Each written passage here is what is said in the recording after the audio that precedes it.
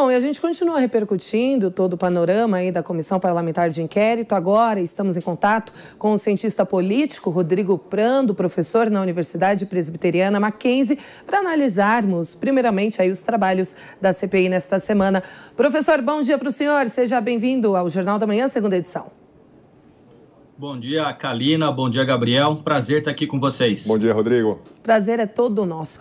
Bom, professor, então, primeiro pergunto exatamente sobre isso, sobre essa semana aí dos trabalhos da Comissão Parlamentar de Inquérito. Em qual sentido o senhor acredita que tenha tido avanço nos trabalhos? E se, de fato, ali o Omar Aziz, Randolfo Rodrigues, exageraram ou não medida necessária em relação ao lobista, ao suposto lobista Marconi? Olha só, uma CPI, assim como um processo de impeachment, tem duas dimensões, uma dimensão política e uma dimensão jurídica, não é? Não tem como escapar de entender que todo político que tem a atenção da mídia, está nos holofotes, vai tentar sempre capitalizar politicamente. Agora, tem também uma questão jurídica. Então, perceba que não apenas nesse depoente que não compareceu, mas muitas vezes o Supremo Tribunal Federal dá ao depoente o direito de permanecer calado, que é um pressuposto do direito que é não produzir provas contra si próprio. E claro que muitas vezes isso irrita os parlamentares, né, que estão na comissão, irrita governistas, irrita a oposição. Então é um jogo político e também jurídico. Agora, a questão de não comparecer é diferente de você ir e não responder quando algo possa lhe incriminar.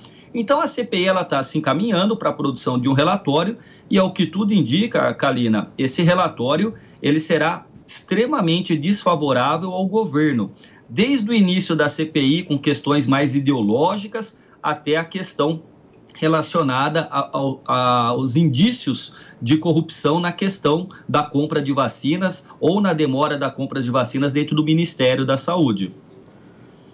Bom, Rodrigo, o senhor falou aí do relatório da CPI por parte de quem é contra o governo. Só que quem está a favor do governo, os aliados ali, já estão preparando um relatório paralelo. Você acha que esse relatório chega ao nível aí de combater justamente o relatório oficial, ou apenas é uma medida aí de digamos, desespero da situação para tentar fazer frente ao relatório oficial da CPI da Covid-19? Bom, Gabriel, na sua própria fala, e a gente sabe disso, quer dizer, o relatório oficial é oficial. Aquilo que vem como paralelo, aliás, a gente tem que entender que é impressionante como o governo tem tantos assessores e gabinetes paralelos, né? A produção de um relatório para tentar se contrapor é um ato político, enquanto o ato político tem o seu valor entre esta relação de disputa política entre oposição e governo. Agora, o relatório, ele tem na figura do Renan Calheiros, o seu relator, e da presidência, da vice-presidência, a legitimidade dada à casa, que é o Senado da República. Então é óbvio que um relatório paralelo produz um fato político, mas ele não será impactante e nem mesmo teria uma dimensão, porventura, jurídica que o relatório oficial teria. Então percebamos que o relatório oficial pode, desde trazer problemas políticos até crimes comuns e crime de responsabilidades em todos aqueles que foram ouvidos ou investigados nesse processo da CPI, Gabriel. Agora, mudando um pouquinho de assunto, professor, vamos falar sobre o próximo dia 7 de setembro, que está marcado aí por várias manifestações em todo o país. Enfim, o senhor acredita que essa manifestação, o principal motivo dela é pela liberdade de expressão, pessoas que estão contrárias às últimas decisões do STF? O senhor acredita que ela vai ter essa força realmente, que vai haver que na verdade são várias, né, previstas, mas que vai ter de fato uma força do povo na rua, como aquelas últimas manifestações que a gente acompanhou lá em 2013, 2012? Vamos lá, Kalina. Manifestação pacífica para colocar posições políticas favoráveis ou contra o governo, elas têm resguardo na Constituição. O que não tem resguardo na Constituição, na nossa lei, é atentar contra as instituições e contra a própria democracia. Então nós temos que aguardar, porque não dá para de antemão projetar o que será o dia 7, mas existem grupos que realmente fazem uma leitura de que a liberdade de expressão estaria em risco no Brasil, e eu discordo dessa leitura. eu acredito que aquilo que é punido é o excesso e o ataque às instituições ou às figuras do jogo político, porque vamos pensar o seguinte, numa democracia, a discussão, o debate se estabelece entre adversários, não entre inimigos. Então, você não pode eliminar, como numa guerra, um inimigo dentro da democracia que é seu adversário. Então, na pluralidade ideológica e de pensamentos que uma sociedade deve comportar, ser favorável contra o governo não tem problema nenhum. Agora, ninguém tem direito de atentar contra a Constituição e contra a democracia, em hipótese nenhuma, nem à direita, nem à esquerda, nem ao centro.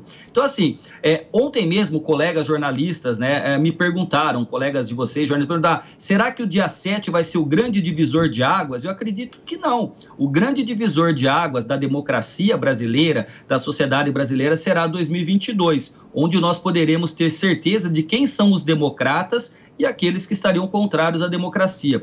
Porque se expressar é um direito, mas a responsabilidade por aquilo que você expressa, aquilo que você publica, porque é vedado o anonimato, também é um fato que deve ser observado, Kalina. O problema aqui no Brasil é que sempre tem uma data como divisor de águas, né, Kalina? Também tem sempre um salvador da pátria. E falando nisso, Rodrigo, o senhor acha que o Bolsonaro está um pouco acuado e está investindo muito, colocando todas as suas fichas justamente nessas manifestações do dia 7, sem olhar o entorno, sem olhar o que precisa ser feito para aí tentar aliviar os problemas que o Brasil vem vivendo? Ótimo, Gabriel. Vamos lá. O presidente tem a função de governar. Então, o presidente, ele próprio, se colocou numa situação de fragilidade. Porque, veja só, pela própria formação do presidente da República, que é um militar, o militar sabe que ele não pode abrir tantas frentes de batalha porque ele fica fragilizado, ele perde a sua defesa. Então, o presidente Bolsonaro, ele abriu inúmeras frentes atacando os atores políticos, as instituições. E isso o fragilizou. Então, eu entendo, como você pergunta, que ele está assim acuado e ele utiliza uma estratégia que ela vem desde a eleição, mas ela não mudou, infelizmente, com o momento em que ele assume a presidência da República. Então, durante o período eleitoral, os ataques, um discurso mais inflamado faz parte do jogo político. A partir do momento que você ganha, você monta uma equipe para governar. E os ataques deveriam cessar, de certa maneira, para que você pudesse enfrentar os problemas concretos e reais. Problemas que estão na ordem do dia, como a gente sabe, inflação, preço da gasolina, crise energética, falta de chuva.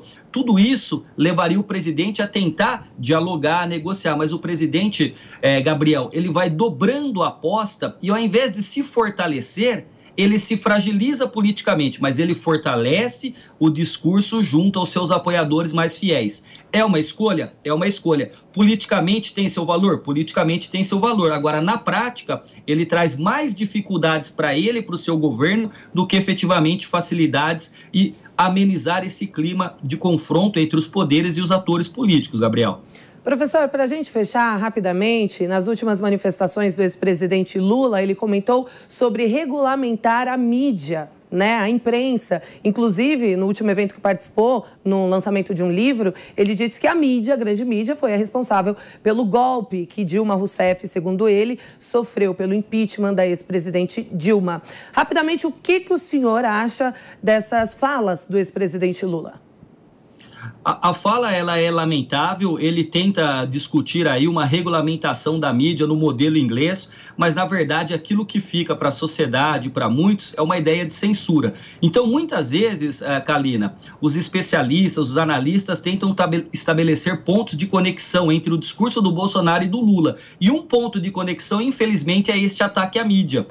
Este ataque à imprensa livre que pode noticiar. Então, presidente, político nenhum gosta do jornalista que questiona e que investiga. Mas aí vocês bem sabem que são do jornalismo, que é uma diferença entre o jornalista e o assessor de imprensa. Se você quiser algo de positivo, contrata o assessor de imprensa. O jornalismo tem o papel de verificar, apurar e trazer informação. E isso incomoda o Lula, como incomoda também o Bolsonaro. Agora, o presidente Lula, ele acaba dando um fortalecimento para um caminho de uma terceira via, quando quando, por exemplo, faz afirmações desse tipo. E parece que é algo que é recorrente nele. Inúmeras vezes, durante o mandato, ele sempre disse, quando ele era presidente, que ele deixou passar e que esse é um erro dele. Então, ele não vê erro, por exemplo, na corrupção ou em outros aspectos que estão dentro do governo dele ou de Dilma Rousseff. Mas ele acha um grande erro não ter promovido aí o controle social da mídia. Eu acho que é um equívoco e fortalece uma campanha de terceira via que se afaste tanto de Bolsonaro quanto de Lula. Kalina.